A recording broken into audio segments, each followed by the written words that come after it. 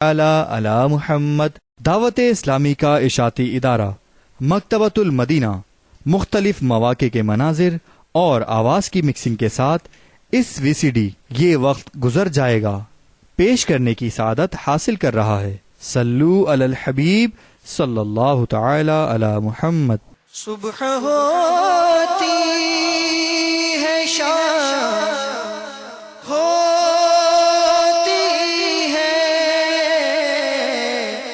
صبح ہوتی ہے شام ہوتی ہے، عمر یوں ہی تمام ہوتی ہے۔ الحمد للہ رب العالمین والصلاة والسلام علی سید المرسلین، اما بعد فاعوذ باللہ من الشیطان الرجیم، بسم اللہ الرحمن الرحیم، الصلاة والسلام علیک یا رسول اللہ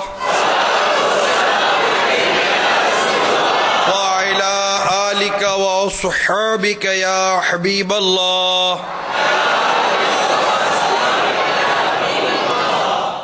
الصلاة والسلام عليك يا نبي الله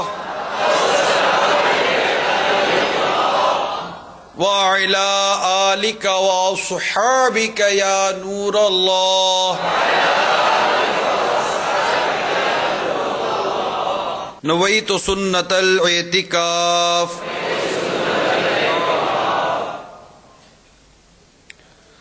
رحمت عالم، نور مجسم، شاہ بنی آدم، رسول محتشم صلی اللہ تعالی علیہ وآلہ وسلم کا فرمان عبرت بنیاد ہے، جو مجھ پر درود پاک پڑھنا بھول گیا وہ جنت کا راستہ بھول گیا۔ اللہ تعالی ہمیں کثرت کے ساتھ درود پاک پڑھنے والا بنائے۔ صلو علی الحبیب وعلی آلہ وصحبہ وبارک وسلم، صلاۃ و سلام علیک یا سیدی یا سیدی یا سیدی، یا مکی یا مدنی یا قرشی یا ہاشمی یا مطلبی یا رسول اللہ صلی اللہ تعالی علیہ وآلہ وسلم۔ میٹھے میٹھے اور پیارے پیارے اسلامی بھائیوں اور مدنی چینل کے ناظرین، منقول ہے ایک بادشاہ نے اپنے وزیر سے کہا، مجھے کوئی ایسی عبارت دو، ایسی تحریر دو کہ میں اسے جب بھی دیکھوں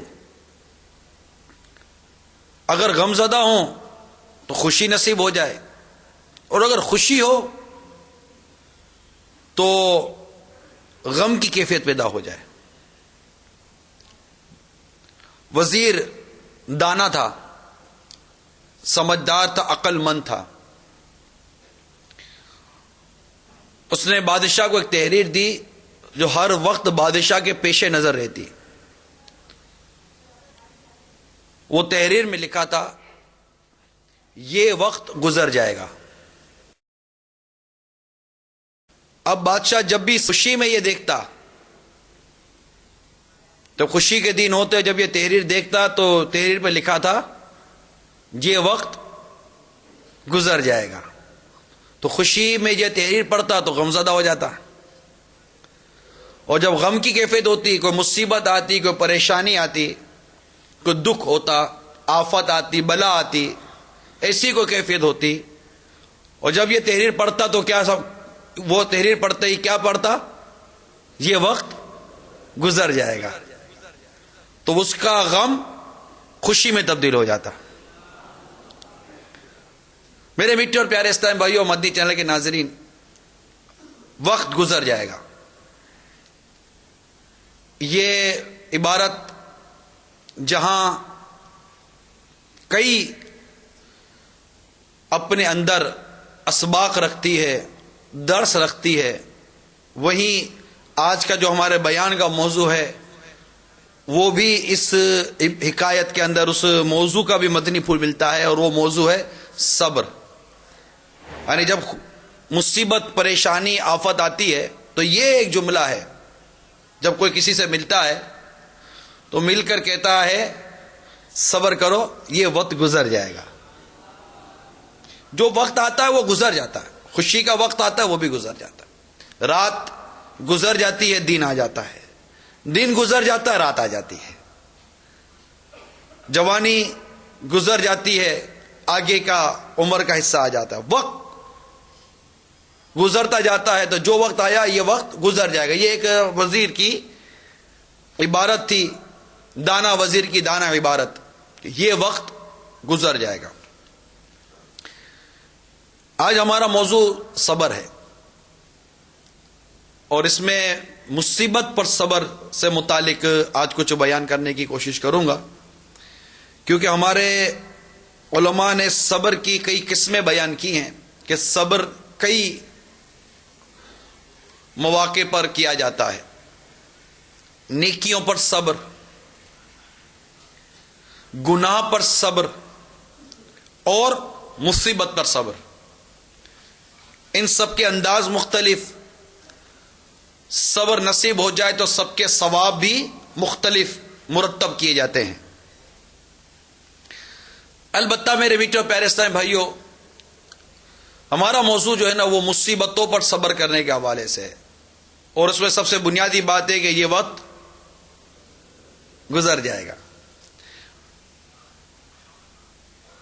اللہ تبارک و تعالی ہم سب کو مصیبتوں پر صبر کرنے کی توفیق عطا فرمائے. اس صبر کو لانے کے چند مدنی پھول عرض کرتا ہوں، اور بے صبری میں جو کچھ مسائل و پریشانیاں اور دیگر آفات گلے پڑتی ہیں، کچھ اس کا بیان بھی آج کرنے کی کوشش کروں گا. مفسر شہیر حکیم الامت مفتی احمد یار خان علیہ رحمت الحنان اپنی دل پذیر تقریر میں فرماتے ہیں، حضرت سیدنا بائی یزید بسطامی رحمت اللہ تعالی علیہ کسی جگہ سے گزر رہے تھے. ملاحظہ فرمایا ایک بچہ کیچڑ میں گر گیا ہے اور اس کے کپڑے و جسم لتھڑ گئے ہیں. لوگ دیکھتے ہوئے گزر جاتے ہیں، کوئی پرواہ بھی نہیں کرتا. کہیں دور سے ماں نے دیکھا، دوڑتی ہوئی آئی، 2 تھپڑ بچے کے لگائے، کپڑے اتار کر دھوئے، اسے غسل دیا. حضرت سیدنا بائی یزید بسطامی رحمت اللہ تعالی علیہ کو یہ دیکھ کر وجد آ گیا اور فرمایا یہی حال ہمارا اور رحمت الہی عز و جل کا ہے. ہم گناہوں کے دلدل میں لتھڑ جاتے ہیں، کسی کو کیا پرواہ، مگر رحمت الہی عز و جل کا دریا جوش میں آتا ہے، ہم کو مصیبتوں کے ذریعے درست کیا جاتا ہے، اور توبہ و عبادات کے پانی سے غسل دے کر ہمیں صاف فرماتا ہے. مفسر شہیر حکیم الامت مفتی احمد یار خان علیہ رحمت الحنان یہ حکایت نقل کرنے کے بعد فرماتے ہیں، جب مہربان ماں کچھ سزا دے کر تنبیہ کر سکتی ہے تو خالق و مالک اس سے کہیں زیادہ مہربان ہے. بعض اوقات سزا دے کر اصلاح فرماتا ہے. تو میرے میٹھے میٹھے اور پیارے پیارے اسلامی بھائیوں اور مدنی چینل کے ناظرین، رب الانام عز و جل کے ہر کام حکمت ہی حکمتیں ہوتی ہیں. تکلیف پر صبر کر کے اجر حاصل کرنا چاہیے، کیونکہ آفات و بلیات کفارہ سیئات، یعنی کہ گناہوں کیا کفارے کا باعث اور ترقی درجات ہوتی ہے، اس سے درجات میں ترقی ہوتی ہے. چنانچہ میرے آقا مدینہ راحت قلب و سینہ فیض گنجینہ صاحب معطر پسینہ باعث نزول سکینہ صلی اللہ تعالی علیہ وآلہ وسلم نے ارشاد فرمایا، اللہ عز و جل جب کسی بندے سے بھلائی کا ارادہ کرتا ہے تو اس کے گناہ کی سزا فوری طور پر اسے دنیا ہی میں دے دیتا ہے. اگر ہم اپنی مصیبتوں پر غور کریں نا تو ہماری مصیبتوں میں ہمارے اپنے اعمال، ہمارے اپنے کرتوت جسے کہتے ہیں، وہ بڑا مشہور شعر آپ دعوت اسلامی کے اجتماعات میں بیانات میں سنتے رہتے ہیں، جو کچھ بھی ہیں سب اپنے ہی ہاتھوں کے ہیں کرتوت، شکوہ ہے زمانے کا نا قسمت سے گلا ہے، دیکھے ہیں یہ دن اپنی ہی غفلت کی بدولت، سچ ہے کہ برے کام کا انجام برا ہے۔ یہ ان اشعار کو جب ہم پر مصیبت آئے، ہم پر پریشانی آئے، ہم پر بلا آئے، ہم پر آفت آئے، ہماری مال میں، ہماری جان میں، ہماری اولاد میں کسی طرح بھی ہمیں کوئی تکلیف پہنچ رہی ہے، کسی طرح ہمیں کوئی دکھ پہنچا، کسی طرح ہمیں کوئی آفت و بلا نے گھیر لیا، مال ہلاک ہو گیا، اولاد انتقال کر گئی، گھر جل گیا، تباہ و برباد ہو گئے، جس کو کہتے کہ محل میں رہتے تھے سڑک پر آ گئے، اس پر اگر اپنے آپ کو مخاطب کر کے یہ شعر کہا جائے، جو کچھ بھی ہے سب اپنے ہی ہاتھوں کے ہے کرتوت، شکوہ ہے زمانے کا نا قسمت سے گلا ہے، دیکھے ہیں یہ دن اپنی ہی غفلت کی بدولت، سچ ہے کہ برے کام کا انجام برا ہے، اور پھر خود کو صبر دے، کیا کہہ کر؟ یہ وقت گزر جائے گا، یہ وقت گزر جائے گا۔ مولا مشکل کشا علی المرتضی شیر خدا کرم اللہ تعالی وجہہ الکریم فرماتے ہیں، میں تم کو اس آیت کی خبر نہ دوں جو اللہ عز و جل کی کتاب میں سب سے افضل ہے۔ چنانچہ پارہ 25 سورۃ الشورى آیت نمبر 30 میں ارشاد ہوتا ہے، وَمَا أَصَابَكُم مِّن مُّصِيبَةٍ فَبِمَا كَسَبَتْ أَيْدِيكُمْ وَيَعْفُو عَن كَثِيرٍ۔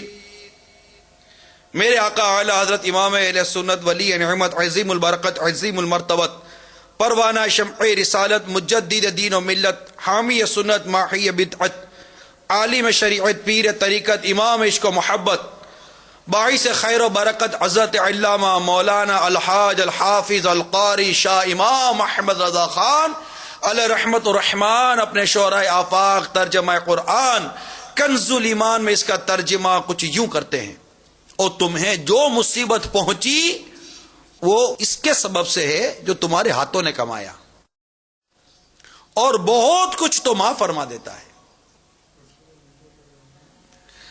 ہمیں آقا صلی اللہ تعالی علیہ وسلم نے اس کی تفسیر میں یہ بتایا ہے کہ علی کرم اللہ تعالی وجہہ الکریم، تم پر جو بیماری آتی ہے یا کوئی سزا ملتی ہے یا دنیا میں مصیبت آتی ہے تو وہ تمہارے ہاتھوں کے کرتوت کی وجہ سے ہے، اور اللہ اس سے بہت زیادہ کریم ہے کہ وہ دوبارہ پھر آخرت میں سزا دے، اور اللہ عز و جل نے جس گناہ کو دنیا میں معاف فرما دیا تو اللہ عز و جل اس سے بہت زیادہ حلیم ہے کہ وہ معاف کرنے کے بعد دوبارہ سزا دے۔ تو میٹھے میٹھے اسلامی بھائیوں غور کیجیے کہ ہم سراپا گناہوں میں ڈوبے ہوئے ہیں، کاش جب بھی کوئی مصیبت پیش آئے اس وقت یہ ذہن بنانا نصیب ہو جائے کہ شاید آخرت کے بجائے دنیا میں ہی سزا دے دی گئی ہے۔ اس طرح امید ہے کہ صبر آسان ہو جائے گا۔ خدا کی قسم مرنے کے بعد ملنے والی سزا کے مقابلے میں دنیا کی سزا انتہائی آسان ہے۔ دنیا کی مصیبت آدمی برداشت کر ہی لیتا ہے، مگر آخرت کی مصیبت برداشت کرنا ناممکن ہے۔ یہاں تک کہ اگر کوئی کہہ دے کہ میں قبر یا جہنم کا عذاب برداشت کر لوں گا تو وہ کافر ہو جائے گا۔ جب بھی کوئی آفت آ پڑے، خواہ طویل عرصے تک بے روزگاری یا بیماری ہو، دیگر مسائل ہوں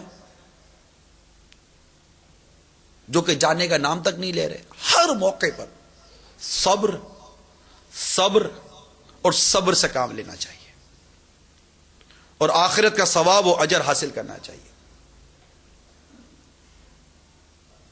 حضرت سیدنا داؤد علیہ نبینا و علیہ صلاۃ والسلام نے بارگاہ خداوندی میں عرض کی، اے میرے رب عز و جل، جو آدمی تیری رضا کے حصول کے لیے مصیبتوں پر صبر کرتا ہے، اس پریشان اور غمگین آدمی کا بدلہ کیا ہے؟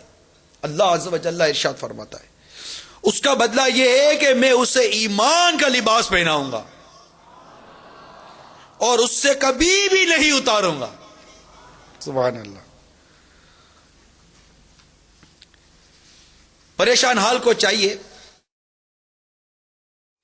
کہ اللہ عز و جل کی رضا پر راضی رہے، اپنے آپ کو سمجھاتے ہوئے دل ہی دل میں کہے کہ شہیدان و اسیران کربلا علیہم رضوان پر جو مصیبتیں آئی تھیں وہ یقیناً مجھ پر آنے والی مصیبتوں سے کروڑوں گنا زیادہ تھی، مگر انہوں نے ہنسی خوشی برداشت کی اور صبر کر کے جنت کے حقدار بنے.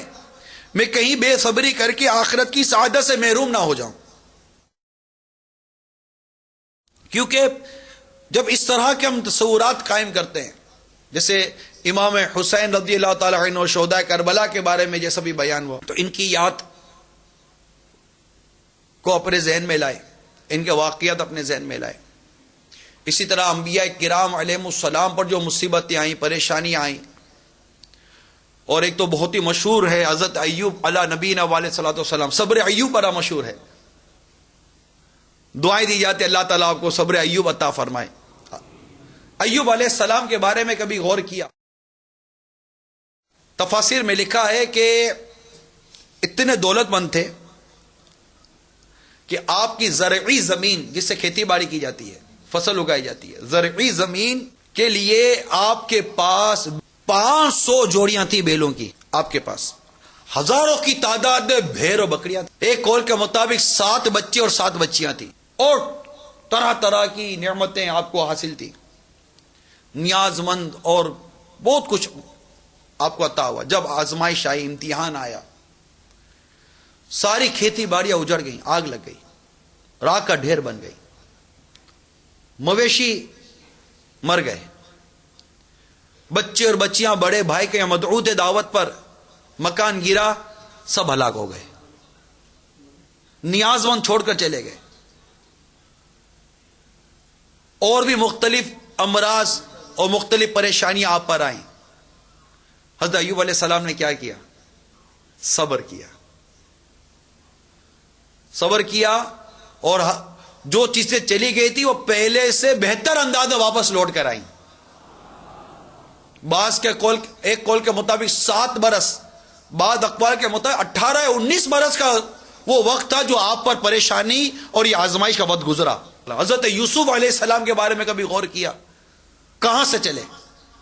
اپنے والد صاحب سے جدا ہوئے، بھائیوں نے حسد کیا، اندھے کنویں میں ڈالا، کنویں سے نکالے گئے، کنویں سے مصر کے شہر میں پہنچے، وہاں بطور غلام بنا کر آپ کو فروخت کیا گیا. آپ پر طرح طرح کی آزمائشیں آئیں، آپ کے بعد طرح طرح کی آزمائشیں آئیں، یہاں تک کہ آپ کے پر معاذ اللہ ثم معاذ اللہ زلیخا کی وجہ سے تہمت لگائی گئی.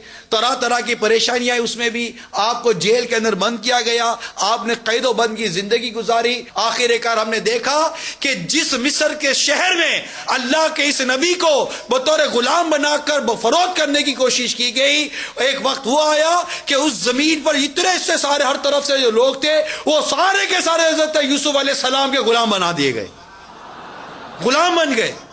پوری تفسیر یوسف کے اندر سارے مضامین موجود ہیں. صبر کیا، آزمائش پر صبر کیا، شکوہ شکایت نہیں کی.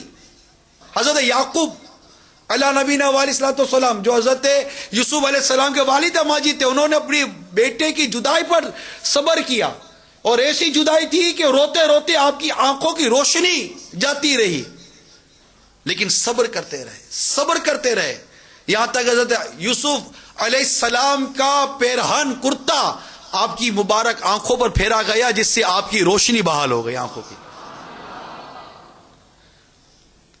حضرت ابراہیم علیہ السلام کے ساتھ کیا ہوا، حضرت نوح علیہ نبینا علیہ السلام کے ساتھ کیا ہوا، حضرت موسیٰ علیہ السلام کے ساتھ کیا ہوا؟ جب قرآن پاک کے اندر سے کئی مضامین ہیں کہ سرکار صلی اللہ تعالی علیہ وآلہ وسلم کو کفار مکہ نے ستایا، کفار مکہ نے بہت کچھ اذیتیں دی، بہت کچھ تکلیفیں دی، اور جب بہت تکلیفیں بڑھتی تو اللہ تبارک و تعالیٰ قرآن پاک کے اندر آیت نازل فرماتا جس میں انبیاء کرام کے مبارک تذکرے ہوتے تھے، ان کے واقعات ہوتے تھے کہ ان کی مصیبتوں کو یاد کیجئے، ان کی مصیبتوں کو یاد کیجئے، ان کی پریشانیوں کو یاد کیجئے۔ تو موسیٰ علیہ السلام کی پریشانیاں جو ان پر آئیں اس کو یاد کیجئے، ابراہیم علیہ السلام کے واقعات بیان ہوئے، اور پھر میرے آقا صلی اللہ تعالیٰ علیہ وآلہ وسلم کا یہ ارشاد کہ اللہ کی راہ میں جتنا میں ستایا گیا ہوں اتنا کوئی نہیں ستایا گیا۔ بندہ غور تو کرے، انبیاء کرام علیہ السلام کی سیرت پر غور کرے، صحابہ کرام علیہ رضوان کی سیرت پر غور کرے، کتنا ستایا گیا، کتنا ستایا گیا۔ بھوک کی تکلیف، پیاس کی تکلیف، اولاد کی تکلیف، مال کی تکلیف، شہر سے ہجرت کرنے کی تکلیف، بیوی بچوں سے جدائی کی تکلیف، ماں باپ سے بچوں کی جدائی کی تکلیف، کاروبار ختم ہو گئے، تجارت ختم ہو گئی، ان کی معیشت ختم ہو گئی، مکہ مکرمہ سے ہجرت کر کے مدینہ منورہ سفر اختیار کیا، تکلیف تکلیف تکلیف تکلیف، غزوہ بدر میں تکلیف، غزوہ احد میں تکلیف، غزوہ احزاب میں تکلیف، کتنے غزوات ہیں ان میں کیسی کیسی تکلیف ہے، لیکن صبر کیا، جمے رہے۔ مکہ مکرمہ سے ہجرت کر کے مدینہ منورہ کا وہ سفر جسے ہجرت کا سفر کہا جاتا ہے، اس پر کتنا صبر کیا، اور اس صبر کا اجر دیکھیے، اللہ تبارک و تعالیٰ نے انہی لوگوں کو فاتح مکہ بنا کر پھر مکے میں دوبارہ داخل فرما دیا۔ صبر کیا، میرے آقا صلی اللہ علیہ وسلم نے صبر کیا، طائف کے میدان میں میرے آقا صلی اللہ علیہ وسلم نے صبر کیا، حرم پاک میں جب آقا صلی اللہ علیہ وسلم کے گلے مبارک کے اندر چادر کا پھندا ڈال کے کسا گیا، میرے آقا نے صبر کیا، کچرا اور کوڑا پھینکا جاتا، میرے آقا نے صبر کیا، آپ کی شہزادی کو تکلیف دی گئی، میرے آقا نے صبر کیا، شہزادے کا انتقال ہوا، میرے آقا نے صبر کیا، خدیجہ الکبریٰ رضی اللہ تعالیٰ عنہ انتقال کر گئی، میرے آقا نے صبر کیا،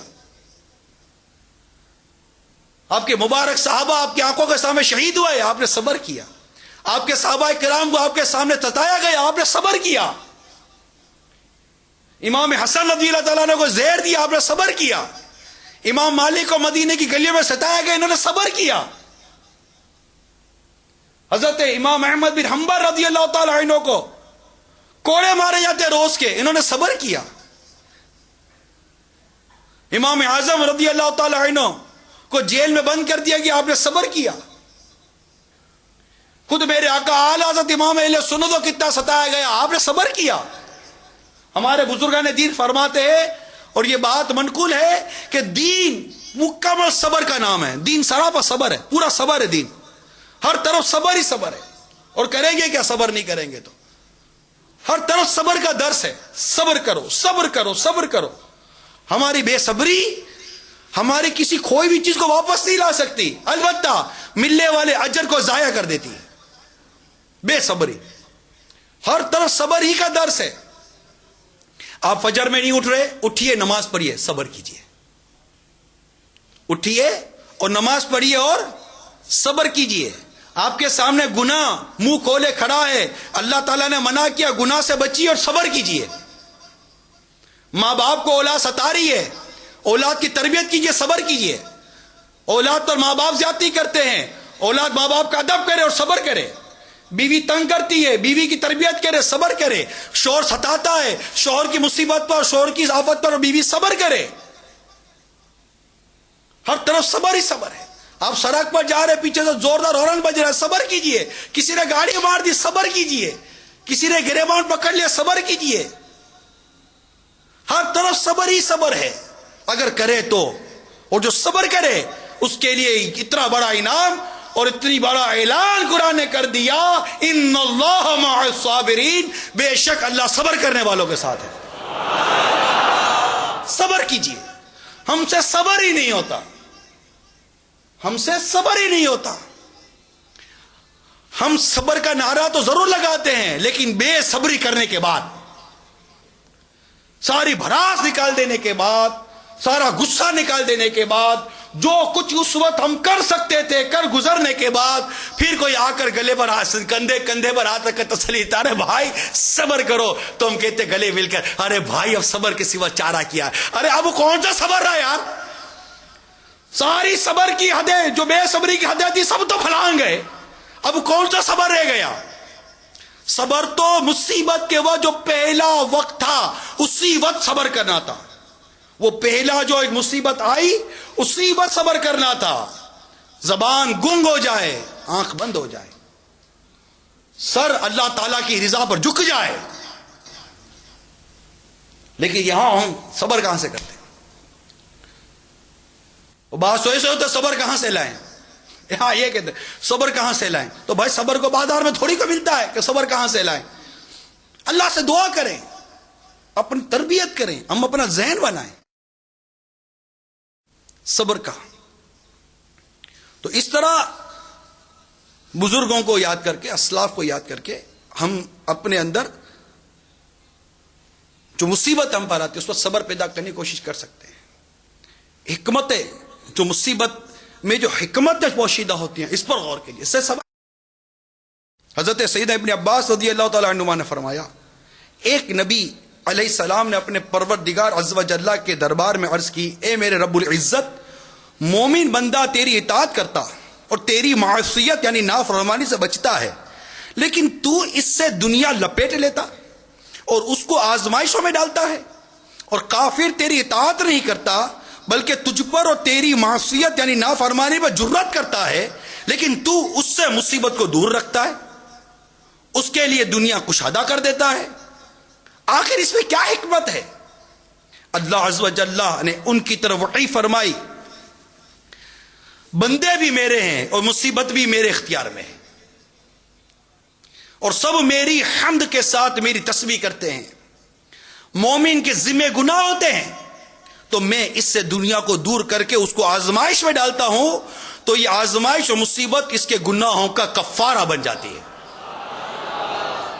حتیٰ کہ وہ مجھ سے ملاقات کرے گا تو میں اسے نیکیوں کا بدلہ دوں گا.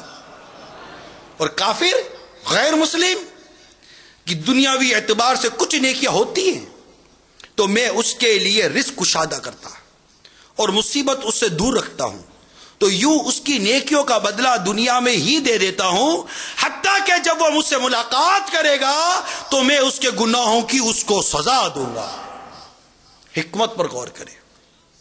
منقول ہے اللہ تبارک تعالیٰ فرماتا ہے، جب میں کسی بندے پر رحم فرمانا چاہتا ہوں تو اس کی برائی کا بدلہ دنیا ہی میں دیتا ہوں، کبھی بیماری سے، کبھی گھر والوں میں مصیبت ڈال کر، کبھی تنگی معاش سے. پھر بھی اگر کچھ بچتا ہے تو مرتے وقت اس پر سختی کرتا ہوں، حتیٰ کہ جب وہ مجھ سے ملاقات کرتا ہے تو گناہوں سے ایسا پاک ہو جاتا ہے جیسا کہ اس دن تھا جس دن کے اس کی ماں نے اسے جنا تھا.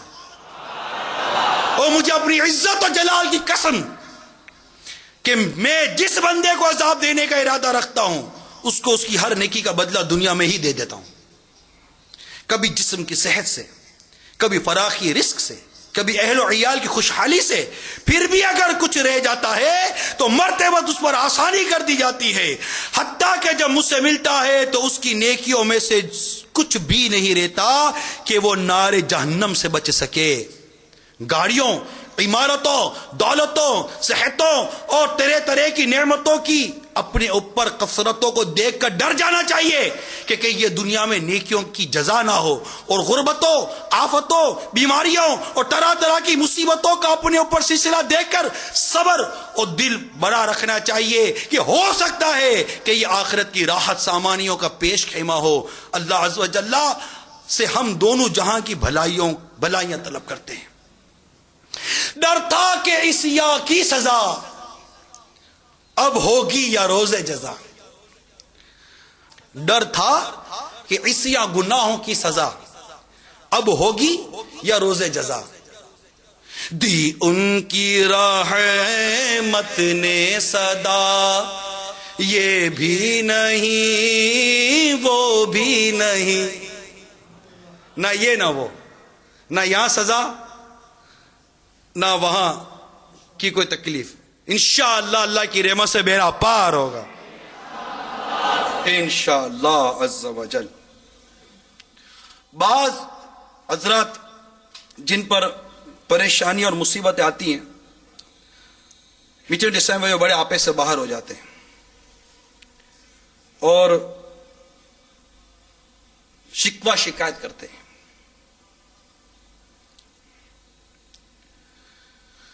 تو ان کی بارگاہ میں عرض ہے کہ ایسا نہیں کرنا چاہیے, اور اس میں معاذ اللہ ثم معاذ اللہ اللہ تبارک و تعالی پر اعتراض کرتے ہیں,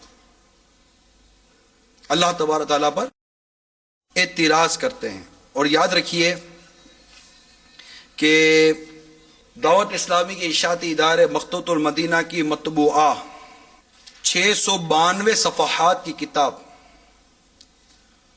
کفریہ کلمات کے بارے میں سوال جواب,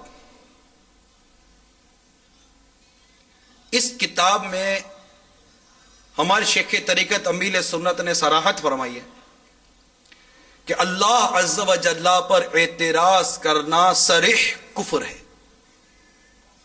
جی ہاں, سنا جو سوال کیا گیا اللہ عز و جل پر اعتراض کرنا کیسا؟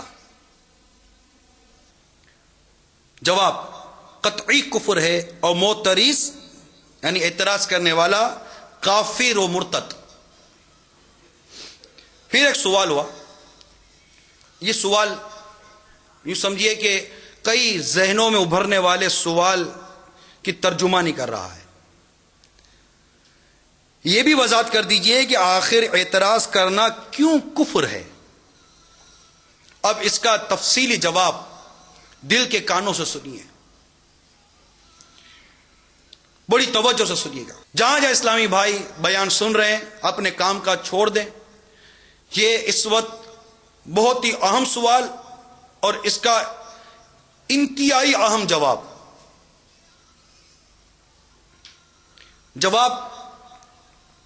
اللہ عز و جل پر اعتراض سے بچنے کا شریعت میں حکم ہے, اور ہر مسلمان کا حکم شریعت کے آگے سر تسلیم خم ہے.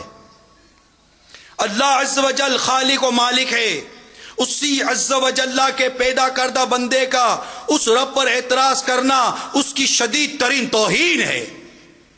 معاذ اللہ عز و جل اگر اعتراض کی اجازت دے دی جائے تو پھر جس کی سمجھ میں جو کچھ آئے گا وہ کہتا پھرے گا کہ مثلا اللہ عز و جل نے فلاں کام کیوں کیا, فلاں کام کیوں نہیں کیا, اس کو یوں نہیں یوں کرنا چاہیے تھا, وغیرہ وغیرہ.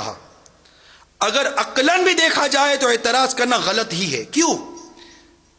اعتراض اس پر قائم ہوتا ہے جس میں کوئی خامی ہو, یا جو غلطیاں یا غلط فیصلے وغیرہ کرتا ہو, جبکہ رب کائنات عز و جل کی ذات ستودہ صفات ہر طرح کی خامی و خطا سے پاک ہے.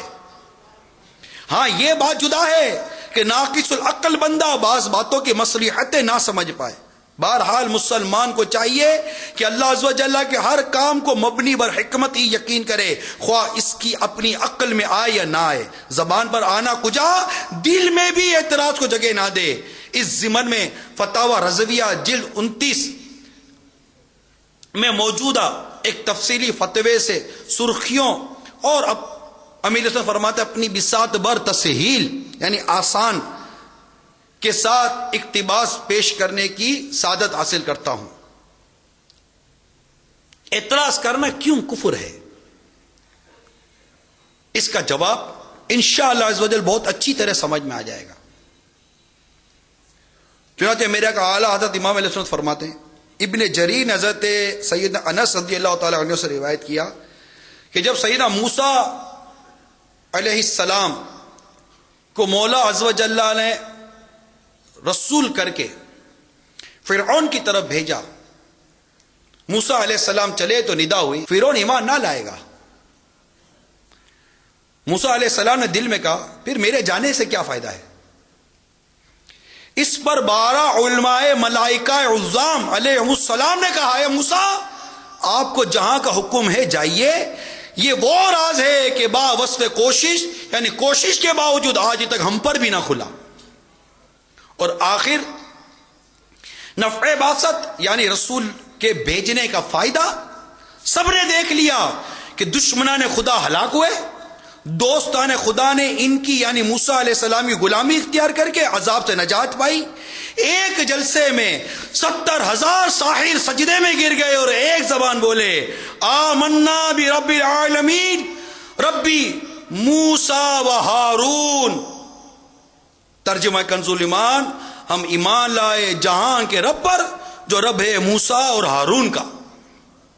میٹھے میٹھے اسلامی بھائیوں، یاد رکھیے یہ امیر سنت فرما رہے ہیں، انبیاء کرام علیہ السلام معصوم ہوتے ہیں، وہ ہرگز اللہ عز و جل پر اعتراض نہیں کرتے۔ سیدنا موسیٰ کلیم اللہ علیہ نبی جنا علیہ الصلوۃ والسلام کے دل میں خیال آنا معاذ اللہ بر بنا اعتراض نہیں، حکمت پر غور کرتے رہنا تھا۔ حکمت پر غور کرتے ہوئے آپ کو حکمت کانوں سے سنانے بتانے کے بجائے آنکھوں سے دکھانے کی ترکیب فرمائی گئی، اور وہ یہ کہ فرعون چونکہ شقی ازلی یعنی ہمیشہ کے لیے بدبخت تھا، اس لیے ایمان نہ لایا، مگر آپ کے اس ازلی کافر کے پاس نیکی کی دعوت دینے کا ثواب کمانے کے لیے تشریف لے جانے کی برکت سے 70,000 جادوگر ایمان لے آئے۔ میرے آقا اعلی حضرت امام اہل سنت مزید فرماتے ہیں مولا عز و جل قادر تھا اور ہے کہ بے کسی نبی اور آسمانی کتاب کے تمام جہاں کو ایک آن میں ہدایت عنایت فرما دے کہ پارہ 7 سورہ انعام کی آیت نمبر 35 میں یہ وضاحت موجود ہے ترجمہ کنز الایمان، اور اللہ چاہتا تو انہیں ہدایت پر اکٹھا کر دیتا۔ تو اے سننے والے تو ہرگز نادان نہ بن، مگر اس نے دنیا کو عالم اسباب بنایا اور ہر نعمت میں اپنی حکمت بالغہ کے مطابق مختلف حصہ رکھا ہے، مختلف الگ الگ حصہ رکھا ہے۔ وہ چاہتا تو انسان وغیرہ جانداروں کو بھوک ہی نہ لگتی، یا بھوکے ہوتے تو کسی کا صرف نام پاک لینے سے، کسی کا ہوا سونگنے سے پیٹ بھرتا، زمین جوتنے یعنی ہل چلانے سے، روٹی پکانے تک جو سخت مشقتیں پڑتی ہیں کسی کو نہ ہوتی، مگر اس رب عز و جل نے یوں ہی چاہا اور اس میں بھی بے شمار اختلاف فرق رکھا۔ کسی کو اتنا دیا کہ لاکھوں پیٹ اس کے در سے پلتے ہیں، اور کسی پر اس کے اہل و عیال کے ساتھ 3 دن کے فاقے گزارے گئے۔ الغرض میرے میٹھے پیارے اسلامی بھائیوں، نیرنگی یہ دنیا ہے، مگر احمق و بد عقل یا اجہل بد دین یعنی سخت جاہل و گمراہ، وہ اس کی ناموس بارگاہ عظمت میں، اللہ عز و جل کی ناموس بارگاہ عظمت میں چوں چرا کر کرے کہ یوں کیوں کیا، یوں کیوں نہ کیا، سنتا ہے اس کی شان ہے۔ پارہ 13 سورہ ابراہیم آیت نمبر 27، یفعل اللہ ما یشاء، ترجمہ کنز الایمان، اللہ عز و جل جو چاہے کرے، اس کی شان ہے۔ ان اللہ یحکم ما یرید، ترجمہ کنز الایمان پارہ 6 سورہ مائدہ آیت نمبر 1، بے شک اللہ عز و جل حکم فرماتا ہے جو چاہے۔ لا يسأل عما يفعل وهم يسألون، پارہ 17 سورہ انبیاء آیت نمبر 23، ترجمہ کنز الایمان، اس سے نہیں پوچھا جاتا جو وہ کرے اور ان سے سوال ہوگا۔ اب بڑی پیاری مثال دی جا رہی ہے، یہ جو اللہ عز و جل پر اعتراض کا دروازہ کھولتے ہیں نا، اللہ عز و جل پر اعتراض کی باتیں کرتے ہیں اور اعتراض کا موقع دیا جاتا ہے، اعتراض کے سوالات قائم کیے جاتے ہیں، رب پر اعتراض۔ اب ایک عقلی دلیل، بڑی پیاری مثال دی جا رہی ہے، لکھتے ہیں اسی کتاب کے صفحہ نمبر 148 148 پر، زید نے روپے کی 1000 اینٹیں خریدی، 500 مسجد میں لگائیں، 500 استنجا خانے باتھ روم میں لگائیں، وہ بھی قدمچوں میں جہاں پاؤں رکھ کر آدمی بیٹھ کر فراغت لیتا ہے، قدمچوں میں۔ کیا اسے کو الجھ سکتا ہے کہ ایک ہاتھ کی بنائی ہوئی، ایک مٹی سے بنی ہوئی، ایک بھٹی سے پکی ہوئی، 1 روپے کی مول لی، یعنی خریدی ہوئی 1 ہی روپے کی خریدی ہوئی 1000 اینٹیں تھیں، ان 500 میں کیا خوبی تھی کہ مسجد میں صرف کی، اور ان میں کیا عیب تھا کہ اسے نجاست خانے میں لگا دی؟ اگر کوئی احمق اس اپنے پلے سے اینٹیں خرید کر لگانے والے سے پوچھے تو وہ یہی کہے گا میری ملک تھی میں نے جو چاہا کیا. کیا کہے گا؟ میری ملک تھی میں نے جو چاہا کیا. جب مجازی یعنی غیر حقیقی جھوٹی ملک کا یہ حال ہے تو حقیقی سچی ملک کا کیا پوچھنا؟ ہمارا اور ہماری جان و مال اور تمام جہان کا وہ اکیلا پاک نرالا سچا مالک ہے. اس کے کام اس کے احکام میں کسی کو مجال دم زدن یعنی دم مارنے کی اجازت نہیں. کیا معنی؟ کیا کوئی اس کا ہمسر ہم پلہ یا اس پر افسر ہے؟ اسے کیوں اور کیا کہے؟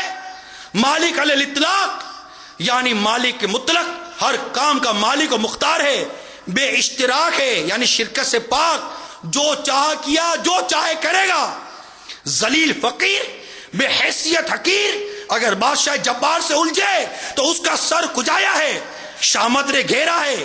اس بادشاہ سے الجھنے والے سے ہر عاقل یعنی عقل مند یہی کہے گا او بد عقل بے ادب، اپنی حد پر ہے. جب یقیناً معلوم ہے کہ بادشاہ کمال عادل و جمی کمالات صفات میں یکتا و کامل ہے تو تجھے اس کے احکام میں دخل دینے کی کیا مجال ہے؟ ایک اور مثال دی جا رہی ہے.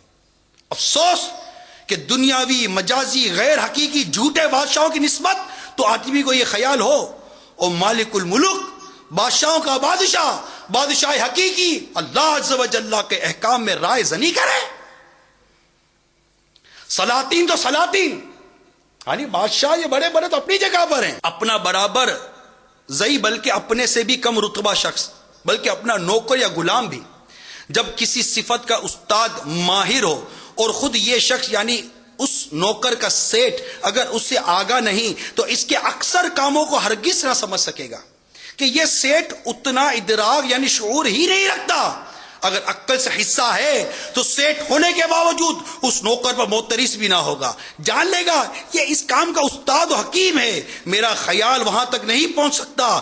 غرض اپنی فہم عقل اور قاصر ناقص جانے گا، اپنی عقل کو ناقص جانے گا نہ کہ اس نوکر کی حکمت کو. پھر رب الارباب حکیم حقیقی عالم السر والخفی عز و جل کے اسرار یعنی بھیدوں میں خوض یعنی غور کرنا اور جو سمجھ میں نہ آئے اس پر معترض ہونا. اگر بے دینی نہیں تو جنون یعنی پاگل پن ہے، اور اگر جنون نہیں تو بے دینی ہے. والعیاذ باللہ رب العالمین. آگے میرے آقا اعلی حضرت امام اہل سنت پھر کلاس لے رہے ہیں، پھر پیشی لے رہے ہیں ان اعتراض کرنے والوں کی، ان کی عقلوں کو جھنجھوڑ رہے ہیں. یہ جو غفلت کی اور اس طرح کی ایک لاجک کی کمبل اوڑے سوئے ہوئے ان کو جھنجھوڑ رہے ہیں، اٹھا رہے ہیں. ارے اٹھو، کس لاجک کے پیچھے پڑے ہو، کس عقل کے پیچھے پڑے ہوئے ہو، اللہ پر اعتراض کرتے ہو. سنو، اعلی حضرت فرماتے ہیں اے عزیز، کسی بات کو حق جاننے کے لیے اس کی حقیقت جاننی لازم نہیں ہوتی. کیا پیاری بات کر دی میرے اعلی حضرت نے. کسی بات کو حق جاننے کے لیے اس کی حقیقت جاننی لازم نہیں ہوتی. دنیا جانتی ہے کہ مقناطیس لوہے کو کھینچتا ہے، میگنیٹ لوہے کو کھینچتا ہے. مقناطیسی قوت دیا ہوا لوہا ستارہ قطب کی طرف توجہ کرتا ہے. یعنی مقناطیس کی خاصیت یہ ہے کہ اس کا رخ قطب تارہ کی طرف ہی رہتا ہے، مگر اس کی حقیقت تک کوئی، اس کی تہ میں کوئی نہیں جا سکتا، اس کی تہ کوئی نہیں بتا سکتا کہ اس خاکی زمینی لوہے اور اس افلاکی آسمانی ستارے میں کہ یہاں سے کروڑوں میل دور ہے باہم کیا الفت ہے، اور کیوں کر اسے اس کی جہت یعنی سمت کا شعور یعنی سمجھ ہے. اور ایک یہی نہیں، عالم میں ہزاروں ایسے عجائب ہیں کہ بڑے بڑے فلاسفہ خاک چھان کر مر گئے اور ان کی تہ بھی نہ پا سکے. پھر اس نہ جاننے سے ان باتوں یعنی ان ہزاروں عجائبات کا انکار نہیں ہو سکتا کہ وہ نہیں پتا تو اس کا انکار کر دے. آدمی اپنی جان ہی کو یعنی اپنے ہی بارے میں بتائے کہ وہ کیا شے ہے جسے یہ میں کہتا ہے کہ میں ہوں. خود کے بارے میں کیا کہتا ہے؟ میں. خود کو جو میں کہتا ہے، اور کیا چیز جب نکل جاتی ہے تو مٹی کا ڈھیر بے حس و حرکت رہ جاتا ہے. ایک روح ہی تو نکلتی ہے، پھر کیا رہ جاتا ہے؟ تو میرے آقا اعلی حضرت امام اہل سنت نے اس مقام پر اللہ عز و جل پر اعتراض کرنے کے حوالے سے بڑی واضح مثال، قرآنی آیات، روایات، عقلی اور نقلی دلائل دے کر سمجھایا. اور وہ اعلی حضرت کا ایک قول جو فتاوی رضیہ میں لکھا ہے، بندے ہو بندے رہو، بندے ہو بندے رہو. ہم بندے ہیں، ہمارا کام بندگی کرنا ہے، ہمارا کام اس رب کی عبادت کرنی ہے. اس رب نے ہم کو عبادت کے لیے بھیجا ہے. معاذ اللہ ثم معاذ اللہ، اس رب کی وحدانیت پر، اس رب کی حکمتوں پر اعتراض کرنا کیا یہ بندے کا کام ہے؟ یہی دروازہ بند کر دو. سوال پیدا ہوگا، اعتراض پیدا ہوگا، اور اللہ نہ کرے اس کا کوئی شافی کافی جواب نہ آیا، اس کا بنے گا کیا؟ یہی بند کر دو. اور جو اعلیٰ حضرت امام اہل سنت نے وضاحت کی، اسے لے لیجئے اس کتاب کو. یہ کتاب، یہ جو میں نے ابھی آپ کو پڑھ کر سنایا، یہ صفحہ نمبر 141 141 سے شروع ہو کر 152 152 تک یہ سارا مضمون چل رہا ہے. اللہ عز و جل پر اعتراض کرنے کے حوالے سے 2 سوال کے جوابات دیے گئے. یہ کتاب مقتۃ المدینہ سے ہدیۃ حاصل کیجئے. اب تک نہیں پڑھی تو اسے پڑھیے، اور اس وقت تک پڑھتے رہیے جب تک کہ ایک ایک بات سمجھ میں نہ آ جائے. یہ ایمان کی حفاظت کی کتاب ہے. کفریہ کلمات کے بارے میں سوال جواب. فرض علوم میں سے یہ انتہائی اہم ترین علوم ہے. ایمان سے تعلق ہے اس کا، کہ آدمی کون سا جملہ کہتا ہے ایمان برباد ہو جاتا ہے. جیسے اللہ ہی پر اعتراض کرنے کے حوالے سے ابھی آپ کو میں نے یہ مضمون پڑھایا. اب جس پر مصیبت آتی ہے، جس پر پریشانی آتی ہے، جس پر آفت آتی ہے، یہ لا علمی کی وجہ سے، جہالت کی وجہ سے وہ کلمات ادا کرتا ہے کہ ایمان سے ہاتھ دھونا پڑتا ہے. مثال کے طور پر اسی کتاب کے اندر اس کی مثالیں لکھی ہیں. جس شخص نے مصیبتیں پہنچنے پر کہا، اے اللہ تو نے مال لے لیا، فلاں چیز لے لی، اب کیا کرے گا؟ اب کیا چاہتا ہے؟ یا اب کیا باقی رہ گیا؟ یہ قول کفر ہے. کسی مسکین نے اپنی محتاجی دیکھ کر یہ کہا، اے خدا فلاں بھی تیرا بندہ ہے، اسے تو نے کتنی نعمتیں دے رکھی ہیں، اور میں بھی تیرا بندہ ہوں، مجھے کس قدر رنج و تکلیف دیتا ہے. آخر یہ کیا انصاف ہے؟ ایسا کہنا کفر ہے. ایک اور مثال سنیے. آپ کے اللہ نے اس ظالم شخص کو کچھ نہ دکھایا، یہ کلمہ کفر ہے. اگر کسی بیماری، بے روزگاری، غربت یا کسی مصیبت کی وجہ سے اللہ عز و جل پر اعتراض کرتے ہوئے کہا، اے میرے رب تو مجھ پر کیوں ظلم کرتا ہے، حالانکہ میں نے تو کوئی گناہ ہی نہیں، کوئی گناہ کیا ہی نہیں، وہ کافر ہے. ایک اور مثال. اللہ نے ہمیشہ برے لوگوں کا ساتھ دیا، یہ کلمہ کفر ہے. ایک اور مثال. اللہ نے مجبوروں کو اور پریشان کیا ہے، یہ بھی کلمہ کفر ہے. اب بندہ غور کرے. میں نے یہ چند مثالیں آپ کو بیان کرنے کی ایک وجہ یہ بھی ہے کہ اس طرح کے کئی مضامین اس کتاب میں موجود ہیں. وجود الہی کے انکار کے متعلق، اللہ عز و جل مکان سے پاک ہے کے بارے میں سوال جواب، اللہ عز و جل کی توہین کے بارے میں سوال جواب، اللہ عز و جل پر اعتراض کے بارے میں سوال جواب، قرآن پاک کی توہین کے بارے میں سوال جواب، نبی کی گستاخی کے بارے میں سوال جواب، معراج شریف کے انکار کے بارے میں سوال جواب، نعتی اشعار و شعراء کے بارے میں سوال جواب، انبیاء کرام کی گستاخی کے بارے میں سوال جواب، سادات کرام کی توہین کے بارے میں سوال جواب، عربوں کی گستاخی کے بارے میں سوال جواب، فرشتوں کی توہین کے بارے میں سوال جواب، جنات کے بارے میں سوال جواب، قیامت کے بارے میں سوال جواب، شریعت کی توہین کے بارے میں سوال جواب، عالم دین کی توہین، اذان کی توہین، نماز کی توہین، رمضان کے روزے کی توہین کے بارے میں سوال جواب، زکوٰۃ کے انکار کے بارے میں سوال جواب، گناہوں کے ذریعے ہونے والے کفریات کے بارے میں سوال جواب، حرام کو حلال کہنے کے بارے میں سوال جواب، سنتوں کی توہین کے بارے میں سوال جواب، کفریہ وساوس کے بارے میں سوال جواب، کفار سے دوستی وغیرہ کے بارے میں سوال جواب، ارادہ کفر کے بارے میں سوال جواب، کفر پر مجبور کیے جانے کے بارے میں، کفریہ افعال کے بارے میں، فوتگی میں بکے جانے والے کفریات کے بارے میں، مذاق میں کفریات بکنے کے بارے میں سوال جواب، گانوں کے 35 کفری اشعار، میاں بیوی کے متعلق کفریات کے بارے میں، انشاءاللہ کا مذاق اڑانے کے بارے میں، کرسچنوں وغیرہ کے بارے میں، کافر کے اسلام قبول کرنے کے بارے میں سوال جواب، تجدید ایمان، تجدید نکاح کا طریقہ، متفرقات اور نہ جانے کیا کیا مواد اس کتاب جو 692 صفحے کی اس میں مواد موجود ہے، اس میں موجود ہے۔ یہ عام کتاب نہیں ہے، اس موضوع پر روئے زمین پر اردو میں لکھی گئی، بلکہ واللہ عالم کسی زبان میں اس انداز سے مفتاب قول لے کر پاک و ہند کے علماء سے تصدیق لے کر انہیں پڑھا کر شائع کی گئی۔ میرے نقطہ نظر کے مطابق، یاد ہے میری نظر ہے، اللہ بہتر جانتا ہے، کوئی اگر ہو تو آپ بتا دیجئے گا، یہ روئے زمین کی اکلوتی کتاب ہے، اکلوتی کتاب ہے۔ ساری دنیا کو اس کتاب کی حاجت، بالخصوص مسلمان اس کو پڑھے اور اپنے ایمان کی حفاظت کرے۔ ہمارے علماء دین نے، مفتیان کرام نے جو اس کتاب کی تصدیق میں اور اس کے متعلق تاثرات لکھے، یہاں تک لکھا کہ جامعات کے اندر جو علماء پڑھاتے، جامعات کے نصاب میں اس کتاب کو داخل کیا جائے، اسکول اور کالج اور یونیورسٹی کی تعلیم میں اس کتاب کو داخل کیا جائے کہ یہ کتاب ایمان کو بچانے والی ہے، نہ صرف ایمان کو بچانے والی ہے بلکہ ایمان اور عقیدے کو مضبوط کرنے والی ہے۔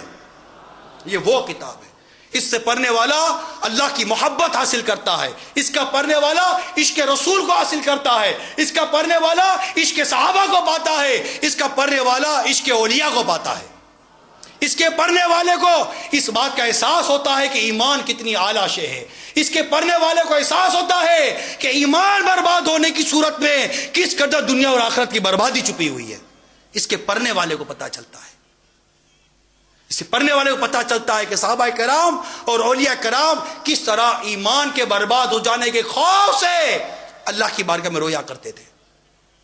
مصیبتوں آفتوں پر صبر آ جاتا ہے اگر اس کتاب کو پڑھ لیا جائے تو۔ کون کون پڑھے گا؟ آج ہی مکتبۃ المدینہ سے اس کتاب کو حاصل کیجیے، یہ عام بھی ہے اور چکنے کاغذ میں بہت خوبصورت اور پیکنگ کے ساتھ، آپ نے پچھلے ہفتے بھی دیکھا ہوگا کتاب ہے، اس کو تحفے میں دیجئے، ایک ایک کو بانٹیے، بیچیے، گھر گھر کتاب پہنچائیے، یہ سمجھیے کہ یہ اس موضوع کا یہ حصہ بن گیا۔ اس کتاب کو جنہوں نے پڑھا، ایک اسلامی بھائی ہیں، بالکل عام اسلامی بھائی ہیں، انہوں نے اس کتاب کو پڑھا، ان کا مجھے ایس ایم ایس آیا، میں ہر صفحے پر توبہ کرتا گیا ہوں، ہر صفحے پر میں نے توبہ کی ہے۔ یہ وہ کتاب ہے، اسے پڑھیے، لیجئے اور تقسیم کیجئے، اس میں بالکل آپ کوتاہی ہم نہ کریں، تعامل نہ کریں، کچھ بھی نہ کریں، بس اللہ تعالی ہمیں خرچ کرنے کی توفیق دے۔ میرے میٹر پیارے اسلامی بھائیوں، بات کر رہا تھا مصیبتیں، پریشانیاں، آفتیں، مثال کے طور پر ابھی جیسے پچھلے دنوں 10 محرم الحرام کی بات ہے کہ ہمارے باب المدینہ کراچی کے ایک انتہائی اہم اور کاروباری مرکز میں آگے لگ گئی،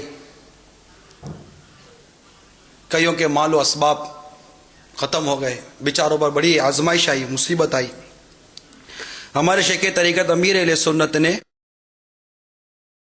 ان کی تسلی کے لیے، ان کی دل جوئی کے لیے، ان کو نصیحتوں کے لیے، نیکی کی دعوت کے لیے مختلف نیتوں کے ساتھ وہاں جن جن کے عاشقان رسول کے نقصانات ہوئے ان کے لیے مکتوب روانہ کیے، تحریر۔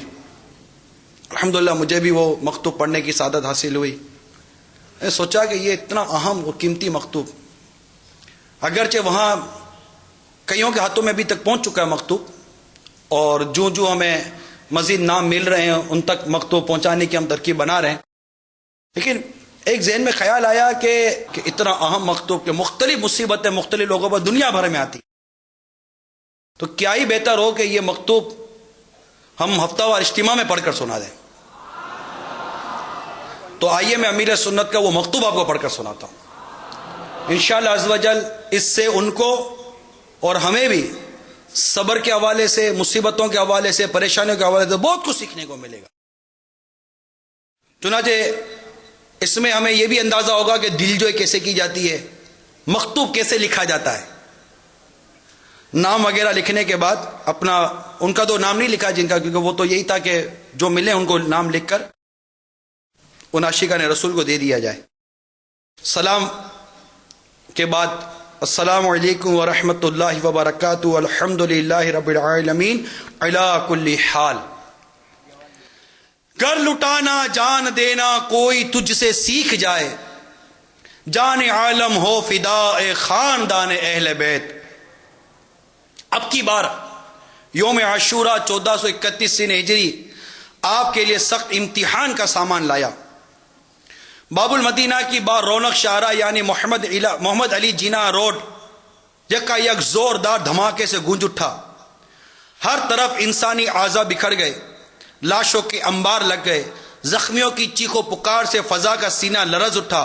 100 کروڑ افسوس خدا سے ڈرنے اور اس سانحے جہاں کا سے عبرت پکڑنے کے بجائے ہمارے یہاں کے بعض مجرمانہ ذہنیت کے حامل درندہ صفت انسان مزید وحشت و بربریت پر اتر آئے اور حسب روایات سابقہ آتش و خون سے کھیلنے میں مشغول ہوئے. لوٹ مار مچائی، جہاں جہاں بن پڑا آگ لگائی.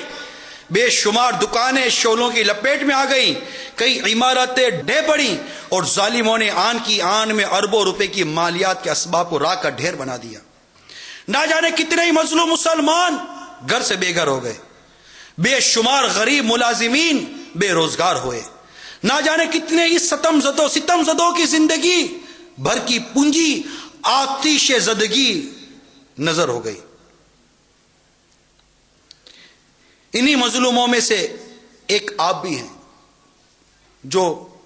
جس کو یہ مکتوب جائے گا. ایک آپ بھی ہیں، آپ جناب کو بھی خاصا خسارہ بھگتنا پڑا، سخت صدمے پہنچے، دل خون رویا. گھر میں بھی ہر طرف صف ماتم بچھ گئی اور کنبے کا بچہ رنجیدہ ہو گیا. بس صبر اور صبر کیجیے. خواہ کی قیاس آرائیاں اور گلے شکوے کرنے کے بجائے مسلم شریف کی حدیث پاک کی تعلیم کے مطابق دامن صبر تھام کر کہیے قدر اللہ وما شاء فعل، یعنی وہی ہوا جو خدا عز و جل نے مقدر کیا. دعا ہے خدا بے نیاز و کارساز عز و جل آپ پر اور آپ کے اہل خاندان پر رحم فرمائے، نقصان کا نعم البدل نصیب کرے، پہلے سے بہتر روزگار عنایت فرمائے، آپ کے خزاں رسیدہ چمن کو باغ و بہار بنائے، دنیا اور آخرت کی بھلائیاں دے، میری آپ کی اور ساری امت کی مغفرت فرمائے. آمین بجاہ النبی الامین صلی اللہ تعالی علیہ وآلہ وسلم. دعوت اسلامی کی اشاعتی ادارے مکتبۃ المدینہ کی مطبوعہ 743 صفحات پر مشتمل کتاب جنت میں لے جانے والے اعمال صفحہ نمبر 600 تا 612 سے منتخب کر کے اس واقعہ ہائلہ کی مناسبت سے رنج و مصیبت کے فوائد اور فضائل کے متعلق لفظ امام حسین کے 8 حروف کی نسبت سے 8 فرامین مصطفیٰ صلی اللہ تعالی علیہ وسلم پیش کرتا ہوں. کاش آپ کے زخم جگر کو مرہم میسر آ سکے. نمبر 1، فرمان مصطفیٰ صلی اللہ تعالی وسلم. مومن کے معاملے پر تعجب ہے کہ اس کا سارا معاملہ بھلائی پر مشتمل ہے، اور یہ صرف اسی مومن کے لیے جسے خوشحالی حاصل ہوتی ہے تو شکر کرتا ہے کیونکہ اس کے حق میں یہی بہتر ہے، اور اگر تنگ دستی پہنچتی ہے تو صبر کرتا ہے تو یہ بھی اس کے حق میں بہتر ہے. اسے صحیح مسلم کا حوالہ یہاں موجود ہے. دوسرا، مومن کی مثال اس کھیتی کی طرح ہے جسے ہوائیں ہلاتی رہتی ہیں، اور مومن آفات میں مبتلا رہتا ہے، اور منافق کی مثال صنوبر کے درخت کی طرح ہے جو کاٹنے تک بالکل نہیں ہلتا. تیسرا فرمان مصطفیٰ صلی اللہ تعالی وسلم، اللہ عز و جل جس کے ساتھ بھلائی کا ارادہ فرماتا ہے اسے مصیبت میں مبتلا فرما دیتا ہے. چوتھا، مومن اور مومنہ کو اپنی جان، اولاد اور مال کے ذریعے آزمایا جاتا رہے گا یہاں تک کہ وہ اللہ سے اس حال میں ملے گا کہ اس کے ذمے کوئی گناہ نہ ہوگا۔ پانچواں، مصیبت اپنے صاحب یعنی مصیبت زدے کا چہرہ اس دن چمکائے گی جس دن چہرے سیاہ ہوں گے۔ چھٹا، نمبر 6، جس کے مال یا جان میں مصیبت آئی پھر اس نے اسے پوشیدہ رکھا اور لوگوں پر ظاہر نہ کیا تو اللہ عز و جل پر حق ہے کہ اس کی مغفرت فرما دے۔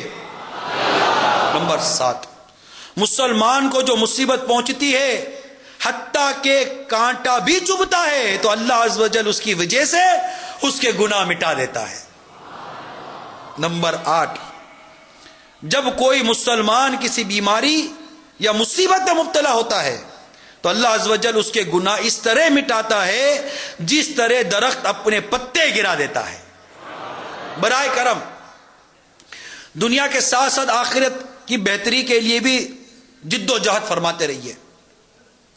نماز با جماعت کی پابندی کیجیے، فرض ہونے کی صورت میں زکوٰۃ ادا کرتے رہیے۔ زکوٰۃ نہ دینے سے دنیا میں بھی نقصان ہوتا ہے، جیسا کہ طبرانی کی حدیث پاک میں ہے، خشکی و تری میں جو مال تلف یعنی برباد اور ضائع ہوتا ہے وہ زکوٰۃ نہ دینے سے تلف ہوتا ہے۔ دعوت اسلامی کے ہفتہ وار اجتماع فیضان مدینہ میں ہر جمعرات تشریف لاتے رہیے۔ ہر ماہ سنتوں کی تربیت کے مدنی قافلے میں عاشقان رسول کے ساتھ سفر کی ترکیب رکھیے۔ مدنی چینل کے ذریعے علم دین حاصل کرتے رہیے کہ اس کی برکت سے گناہوں سے نفرت اور عبادت کی طرف رغبت ملے گی۔ تو میرے میٹھے اور پیارے اسلامی بھائیوں، یہ مختصر سا مکتوب امیر اہل سنت نے ان عاشقان رسول کو لکھا جن کے ساتھ یہ نقصانات ہوئے۔ الحمدللہ ان تک یہ پہنچانے کی کوشش کی جا رہی ہے۔ جو جو ان کے نام ملتے ہیں الحمدللہ ہمارے اسلامی بھائی ان تک یہ مکتوب پہنچاتے رہتے ہیں۔ الغرض بات میں دوبارہ وہیں لاتا ہوں کہ یہ جملہ اپنے سامنے رکھیے، یہ وقت گزر جائے گا۔ جو بھی مصیبت آتی ہے، پریشانی آتی ہے، تو بادشاہ کو جو وزیر نے عبارت لکھ کر دی کہ بادشاہ نے وزیر کو کہا کہ مجھے ایسی عبارت لکھ کر دو کہ میں غم میں دیکھوں تو خوشی مل جائے اور خوشی میں دیکھوں تو غم مل جائے۔ تو بادشاہ کو وزیر جو عقل مند تھا اس نے عبارت لکھ کر دی، یہ وقت گزر جائے گا۔ جب خوشی میں دیکھے گا کہ یہ وقت گزر جائے گا تو غم ملے گا، اور جب غم میں پڑے گا کہ یہ وقت گزر جائے گا تو خوشی نصیب ہو جائے گی۔ تو وقت گزر جاتا ہے، ہمارا بھی جیسے دن رات کا وقت گزر ہی رہا ہے۔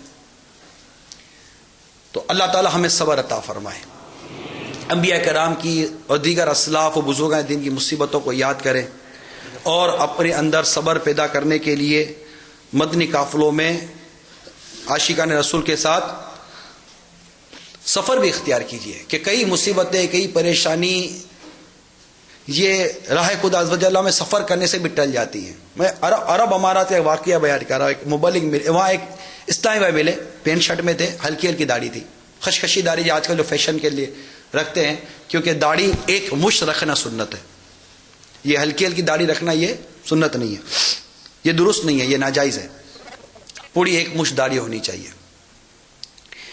اس کی ہلکی پھلکی داڑھی تھی، تو کرائسس آتے ہیں، پریشانیاں، رزق، نوکری چلی گئی اس بیچارے کی، ملاقات ہوئی، کہا کہ وہ نوکری چلی گئی۔ اب وہ بتا رہے ہیں، اپنا واقعہ بیان کریں، بہار ہے یہ ایک مدنی قافلے کی بہار ہے۔ انہوں نے اپنی بہار یہ بیان کی کہ کرائسس آئے تھے، کمپنی بند ہو گئی اور میں بھی مقروض ہو رہا تھا، نوکری مل نہیں رہی تھی، تو میں اپنے ملک پاکستان واپس جا رہا تھا۔ اسلام بھائی مجھے ملے، وہاں بھی دعوت اسلامی کے مبلغین ماشاءاللہ زبردست اجتماع ہوتا ہے، تو وہ بتانے لگے کہ میں جا رہا تھا تو مجھے مبلغ نے انفرادی کوشش کی، غم خواری کی اور میری خیر خواہی کرتے ہوئے کہا کہ آپ جا تو رہے ہیں، 3 دن کے مدنی قافلے میں سفر کر کے دعا کریں، کیا پتہ کام ہو جائے۔ جا ہی رہے نا. اس نے کہا کہ میں جا تو رہا تھا, چلو 3 دن کے مدنی, وہاں پہ الحمدللہ مدنی قافلے سفر کرتے ہیں.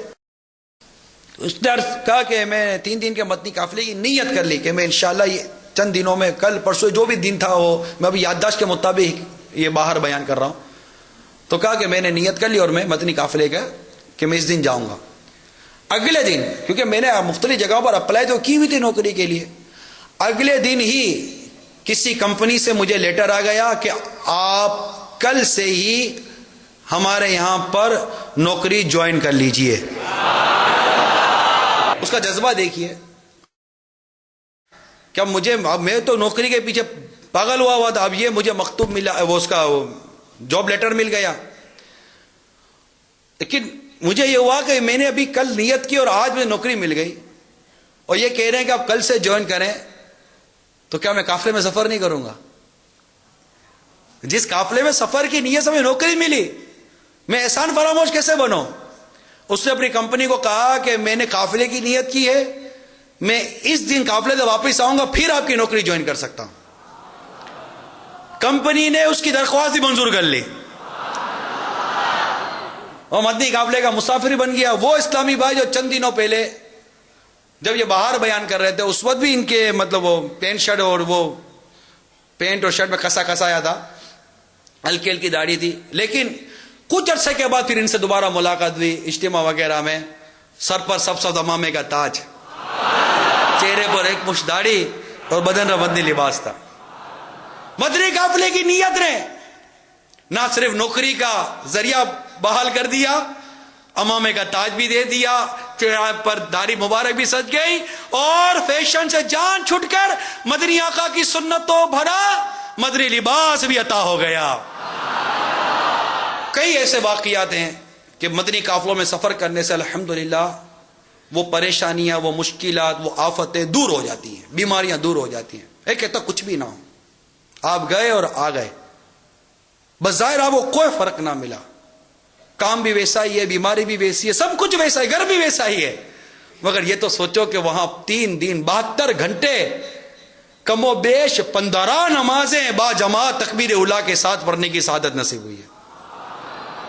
ہو سکتا ہے زندگی میں پہلی دفعہ تہجد پڑھنے کی سعادت نصیب ہو رہی ہو, زندگی میں پہلی مرتبہ کسی کو نماز کی دعوت دینے کی سعادت نصیب ہو رہی ہو. اور کیا عجب کہ دعا تو کسی حال, دعا تو قبولیت سے خالی نہیں ہے نا, قبول تو ہوتی ہے, اس کی قبولیت کے علامتیں جدا جدا. کیا عجب کہ وہ دن جن دنوں میں آپ قافلے میں تھے, ایک اور مصیبت آ رہی تھی, قافلے کی برکت سے وہ مصیبت ہی ٹل گئی. ایک مصیبت آ پڑی تھی, دوسری پیچھے ہی تھی کہ آپ نے قافلے کی نیت کی اور قافلے میں جا کے دعا کی کہ دعا بلا کو روکتی ہے, بلا کا راستہ دعا روکتی ہے. آپ نے دعا کی, بلا کس کو نظر آتی ہے, بلا کس کو نظر آتی ہے؟ بلا اتر رہی تھی, بلا آ رہی تھی, دعا گئی اور بلا کا مقابلہ کیا اور دعا بلا سے جیت گئی, بلا نہیں آئی, آپ نے دعا کی. تو میرے میٹھے اور پیارے اسلامی بھائیوں, مدنی قافلوں میں سفر کی نیت کر لیجئے. انشاءاللہ ہر 30 دن میں 3 دن لازمی مدنی قافلے میں ضرور سفر اختیار کروں گا. مدنی انعامات پر عمل کی بھی نیت کیجئے. انشاءاللہ قافلوں میں سفر کرنے سے, مدنی انعامات پر عمل کرنے کی برکت سے ہمیں اللہ تبارک و تعالی نے چاہا تو صبر کی نعمت نصیب ہوگی. کہ صبر اور وہ مدنی پھول جو وزیر نے بادشاہ کو دیا, یہ وقت گزر جائے گا. کہ زبان پر شکوائے رنج و علم لایا نہیں کرتے, زبان پر شکوائے رنج و علم لایا نہیں کرتے, نبی کے نام لیوا غم سے گھبرایا نہیں کرتے. اللہ تعالی ہم سب کو صبر کرنے کی توفیق عطا فرمائے, شکوہ شکایت سے محفوظ فرمائے. آمین بجاہ النبی الامین صلی اللہ تعالی علیہ وآلہ وسلم.